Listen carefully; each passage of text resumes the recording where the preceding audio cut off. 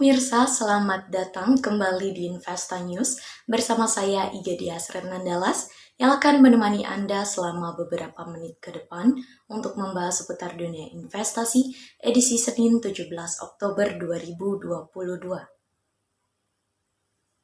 Berita pertama pada hari ini, indeks harga saham gabungan atau IHSG mengalami koreksi yang cukup dalam selama sepekan kedua Oktober 2022 ini.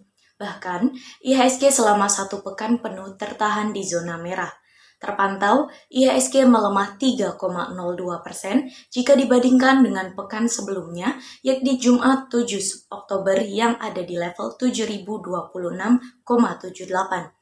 Adapun pada perdagangan Jumat lalu, IHSG ditutup terkoreksi sebesar 0,96% menuju level 6.814,53.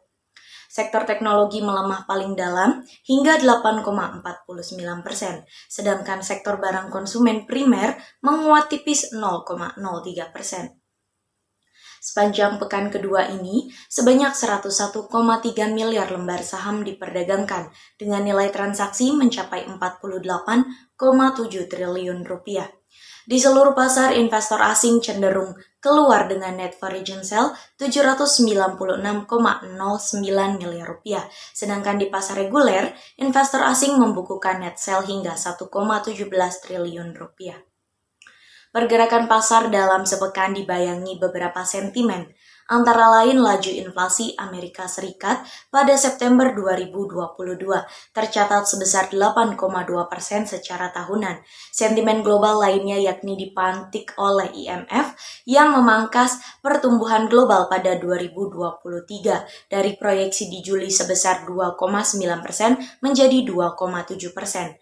Namun, IMF masih mempertahankan proyeksi pertumbuhan global untuk 2022 di angka 3,2%.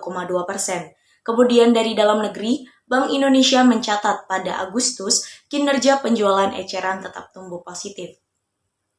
Hal ini tercermin dari indeks penjualan real Agustus yang sebesar 201,8 atau tumbuh sebesar 4,9% secara tahunan. Kemudian, pada September 2022 kinerja penjualan eceran diperkirakan meningkat yang tercermin dari perakiraan indeks penjualan real September 2022 sebesar 200,0 atau tumbuh 5,5% secara tahunan. Survei konsumen Bank Indonesia pada September 2022 pun mengindikasikan optimistis konsumen terhadap kondisi ekonomi tetap terjaga. Hal tersebut terindikasi dari indeks keyakinan konsumen September 2022 sebesar 117,2. Berita selanjutnya datang dari proyeksi IHSG.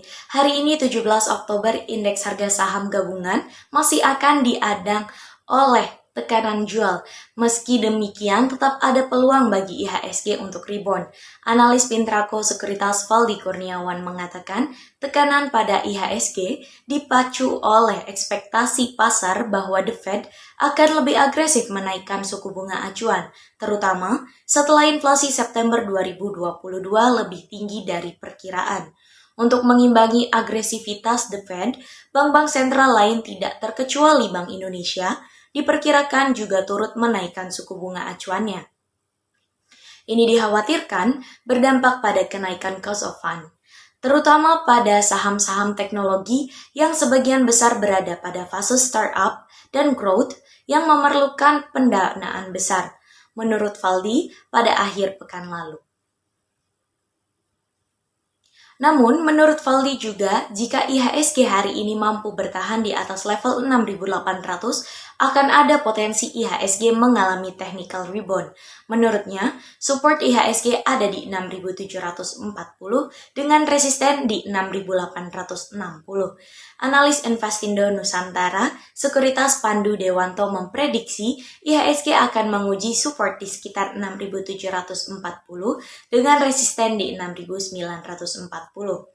Untuk beberapa waktu mendatang, investor akan mencermati rilis laporan keuangan kuartal ketiga. Ia mengatakan bahwa sepanjang tahun ini, sektor komoditas dan juga perbankan mempunyai bekal pertumbuhan laba yang relatif kuat. Ini diharapkan bisa mendorong keyakinan investor dan mengangkat IHSG. Selain itu juga aksi korporasi beberapa grup korporasi juga cukup menarik untuk dicermati pergerakannya, seperti grup Panin yang berpotensi melepas PNBN ke MUFG atau Sumitomo.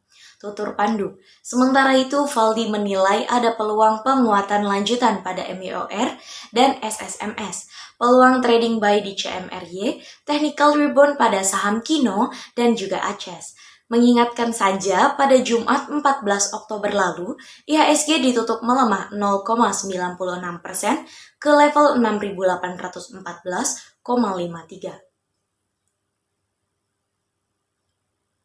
Kita beralih pada sektor komoditas. Harga emas batangan 24 karat PT Aneka Tambang pada perdagangan Jumat lalu terpantau turun bila dibandingkan dengan harga pada Jumat 7 Oktober sebelumnya.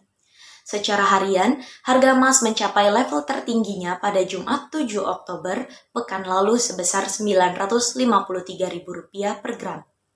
Kemudian, terus menurun ke level terendahnya pada Jumat 14 Oktober lalu sebesar Rp940.000 per gram. Berdasarkan informasi unit bisnis pengolahan dan juga pemurnian Logam Mulia Antam, harga emas 24 karat ukuran 1 gram terpantau dijual Rp940.000 per gram pada Jumat pekan lalu. Nilai tersebut lebih rendah Rp13.000 jika dibandingkan dengan harga jual pada Jumat pekan sebelumnya. Sementara itu, harga emas satuan 10 gram dan juga 25 gram masing-masing dijual Rp8.895.000 dan Rp22.112.000. Selanjutnya harga emas satuan 50 gram dibanderol Rp44.145.000, sedangkan ukuran 100 gram dapat ditebus dengan harga Rp88.212.000. Di sisi lain, harga buyback emas Antam berada di level Rp822.000 per gram, lebih rendah Rp14.000 jika dibandingkan dengan perdagangan pada Jumat sebelumnya sebesar Rp836.000. Selanjutnya pada sektor komoditas yang kedua, ada harga minyak mentah dunia yang mengalami tren menurun selama 1 pekan terakhir. Pergerakan harga minyak terbebani oleh kekhawatiran pasar akan prospek permintaan yang melemah akibat adanya resesi global. Kondisi wabah COVID-19 di China menimbulkan kekhawatiran akan prospek permintaan yang dapat membuat harga minyak menjadi lesu. Sentimen pengurangan produksi yang akan dilakukan oleh OPEC dan menguatnya nilai dolar Amerika Serikat juga turut membebani harga komoditas tersebut. Harga minyak West Texas Intermediate di New York Mercantile Exchange sampai dengan perdagangan Jumat petang 14 Oktober pukul 15.30 waktu Indonesia bagian Barat melemah 3,07% menjadi 89,80 US dollar per barel, lebih rendah dibandingkan dengan harga pekan sebelumnya, yakni sebesar 92,64 US dollar per barel. Adapun harga Brent di ICE Futures Europe juga menurun 3,21% menjadi 94,78 US dollar per barel, lebih rendah dibandingkan posisi akhir pekan sebelumnya, yakni 97,92 US dollar per barel. Sementara itu, OPEC dan pemerintah Amerika Serikat baru-baru ini memangkas prospek permintaan produksi minyak mereka di tengah gejolak resesi global. Kementerian Energi Amerika Serikat menurunkan ekspektasi untuk produksi dan juga permintaan di Amerika Serikat dan secara global.